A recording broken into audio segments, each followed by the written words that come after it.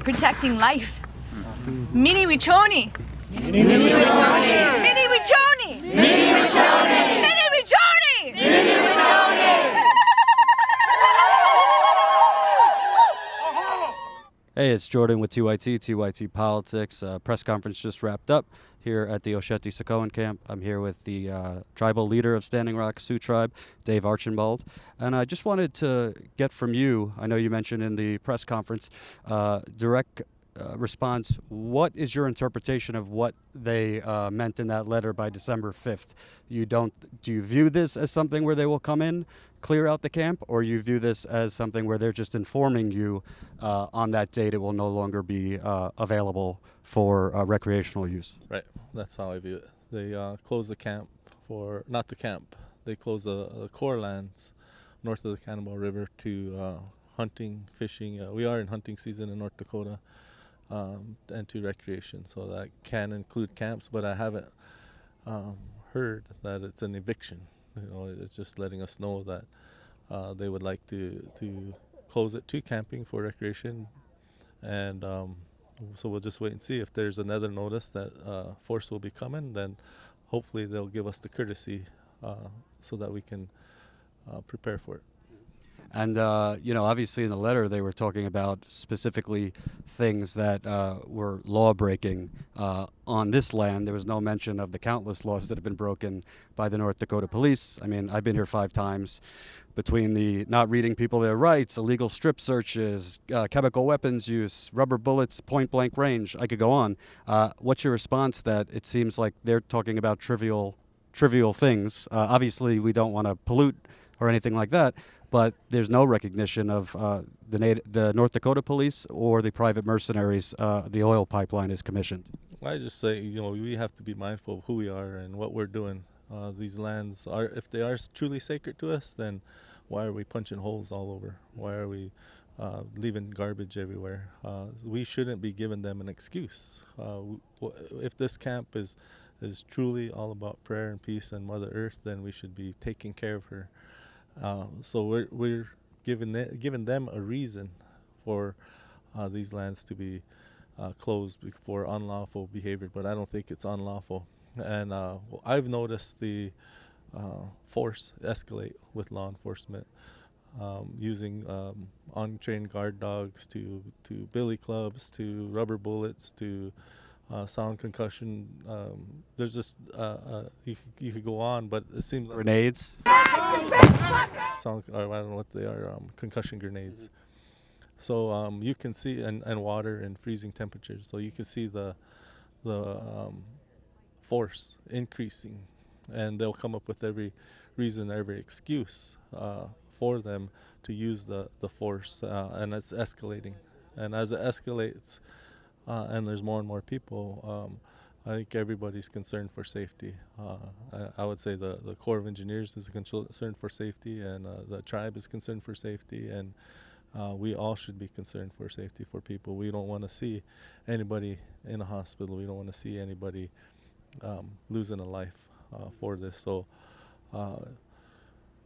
the state of North Dakota, along with Morton County, has unbridled power, and they have demonstrated that they will use it at all costs to injure any of our allies.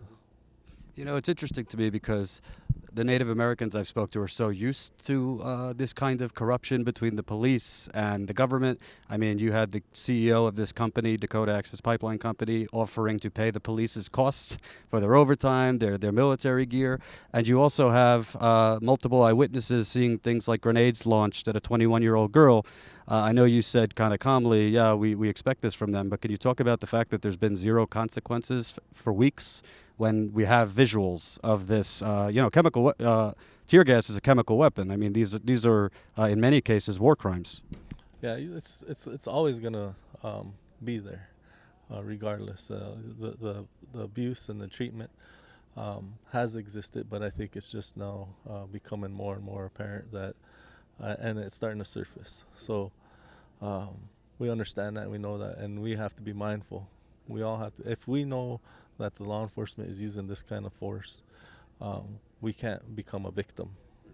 We have to understand that they have weapons, we don't, and so we have to be mindful of that. And when it happens to us, we can't be the victim anymore, because we went to where harm is being done. And what does it say to you that in America, if there's riots in the streets of Ferguson, Baltimore, all these urban areas, black men getting shot, you have news anchors, news reporters on the ground immediately. They're there 24/7, rightly so. I mean, that's a story that should be covered. But here, if there's an oil company involved, if it's Native Americans, they don't seem to have the time to come down here. Today was a good showing of the media, but by and large, there's been a very small national mainstream media presence.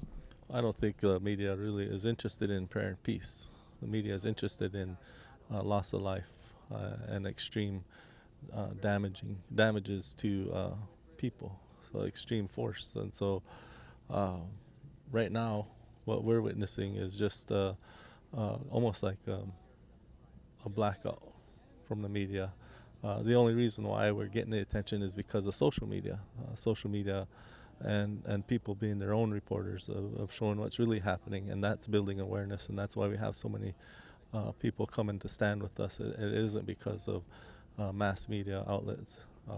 But I do think because of the efforts of all that are coming and standing with us, the mass media is starting to build awareness, and we do have some outlets that are following the story and reporting. So it's all unfortunate that it's not an extreme incident that brings them in.